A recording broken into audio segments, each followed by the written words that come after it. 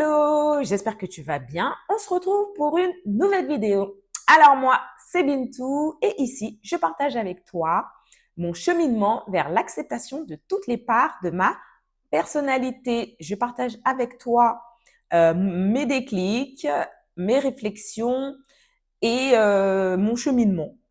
Donc, si ça t'intéresse, n'hésite pas à t'abonner. On continue notre série sur la voie ancestrale qui est un oracle. Si tu veux avoir plus d'infos, je t'invite à regarder la barre d'informations.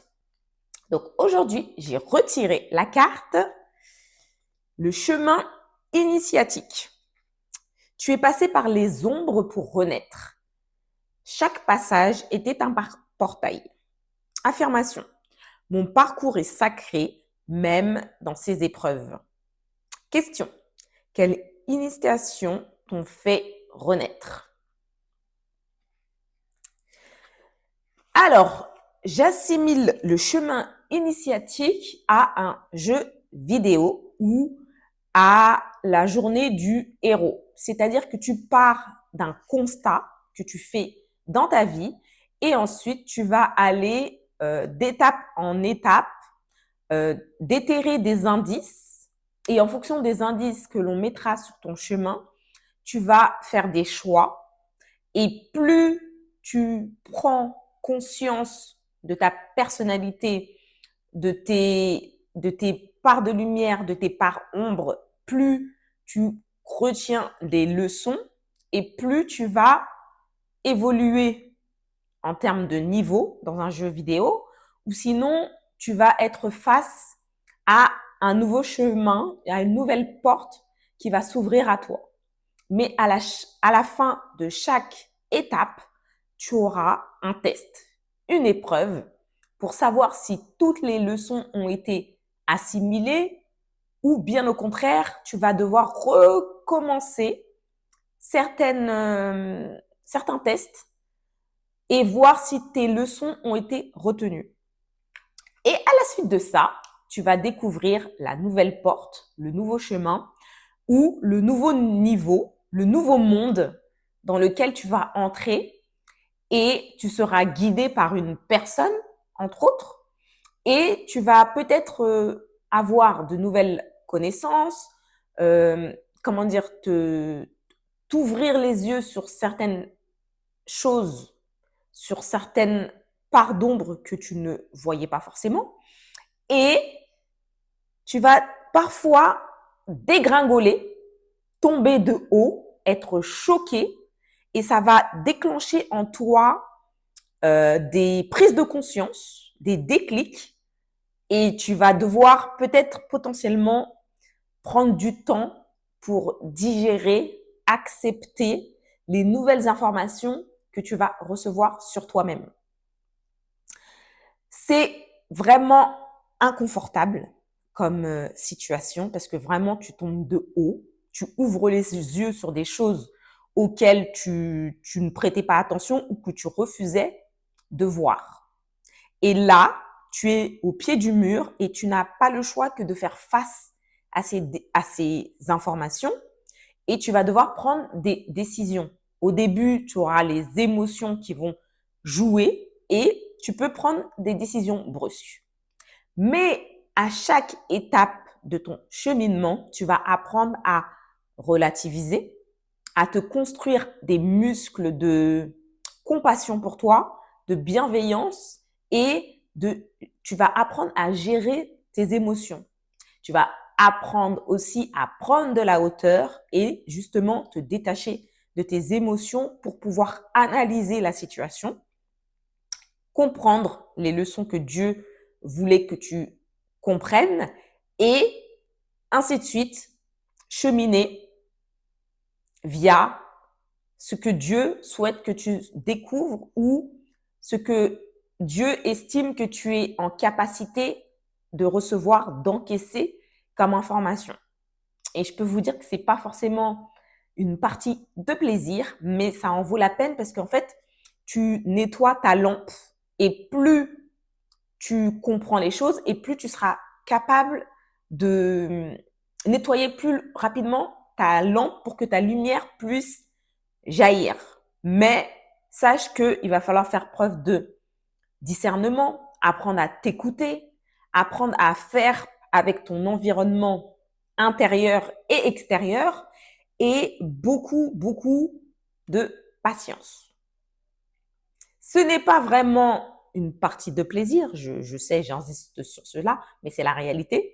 Et après, on comprend pourquoi certaines personnes décident d'esquiver leur chemin initiatique jusqu'à ce que Dieu ne te donne pas le choix d'y aller, parce qu'il estime que c'est le moment pour toi de faire ce cheminement. Et sachez que c'est un blessing in disguise, parce que Dieu ne choisit pas tout le monde pour faire ce cheminement.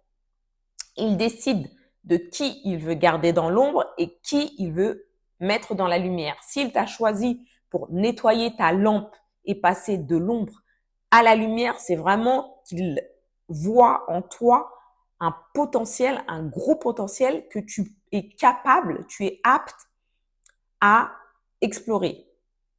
Donc, tu passes par les ombres, tu as beaucoup d'épreuves, mais il estime que tu es apte à passer ces épreuves. Et après, ça te permet de prendre confiance en toi, de regagner une estime de toi-même, puisque maintenant, tu comprends que tu as de la valeur et que tu as tout intérêt à te prioriser. Parce que si tu ne te priorises pas, c'est les autres qui auront l'ascendant sur toi.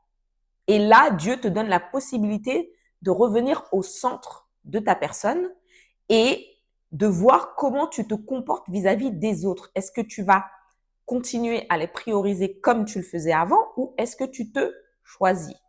Il faut aussi travailler sur ses croyances, ses blocages et ses émotions parce que ça demande à déconstruire et reconstruire quelque chose de plus sain. Mais sache que si tu as été choisi, c'est parce que tu es apte à le faire. Donc, quelles initiations t'ont fait renaître? Il y en a plusieurs qui m'ont fait renaître, mais j'ai compris que à chaque fois que Dieu voulait que je passe à une nouvelle étape, j'étais testée. Et bien des fois, je n'étais pas capable de passer au niveau supérieur, donc je me retrouvais à revivre les mêmes leçons et plus je comprenais, plus je passais l'étape, mais ça me demandait beaucoup de temps. Maintenant, je sais que les pièges, ils sont là, j'en ai conscience, mais je me dis que j'ai la capacité d'aller outre. Parce que depuis le temps que je fais ce travail, je me dis que j'ai accumulé du muscle. Je ne suis plus celle petite naïve, quoique quand Dieu décide de mettre en lumière certains aspects de ta personnalité, tu te dis, ah, punaise, ah, ok, ça fait mal. Ton ego, il en prend un coup, mais justement, c'est là qu'il faut faire attention à son ego et ne pas être dans l'ego, mais dans la compassion et la bienveillance. Si Dieu te donne l'information, c'est que tu es capable de recevoir l'information et tu dois plutôt être dans la gratitude qu'il t'ait donné cette information et te dire maintenant que j'ai eu l'information, qu'est-ce que j'en fais? Et les chocs initiatiques sont là justement pour déraciner les mauvaises racines pour en créer des nouvelles plus saines, plus fortes et plus solides. Donc, quand il t'arrive un choc et que tu te reframes, tu te redis tout ça dans ta tête, ça te permet d'être plus facilement dans l'acceptation que dans la colère. Nous sommes tous des êtres humains, nos émotions, elles sont là pour nous donner des informations, mais en essayant d'être dans le cœur plutôt que d'être dans la tête, ça permet de passer le cap. Bien sûr, il faut faire un deuil du avant pour pouvoir voir ce que Dieu met en lumière. Ce sera peut-être quelque chose de beaucoup plus mieux que ce que tu pensais être actuellement ton mieux. Donc, être dans la gratitude. Merci beaucoup de m'avoir choisi, de me permettre de vivre ce chemin initiatif qui va me permettre de m'élever. Et donc, je sais que tu me mets dans ces épreuves puisque tu sais que je suis capable, j'ai les épaules pour relever ces défis. Ce n'est pas une partie de plaisir, mais je sais que tu es avec moi. Donc, je sais que j'y arriverai. Voilà un peu l'état d'esprit dans lequel il faut se mettre au fil des épreuves qu'il nous mettra sur le chemin. Donc, c'était mon partage du jour et je te retourne la question. Quelle initiation t'ont fait renaître? Je veux bien que tu me dises tout ça en barre de commentaires. Et c'était Bintou. À bientôt pour la prochaine vidéo. Bye!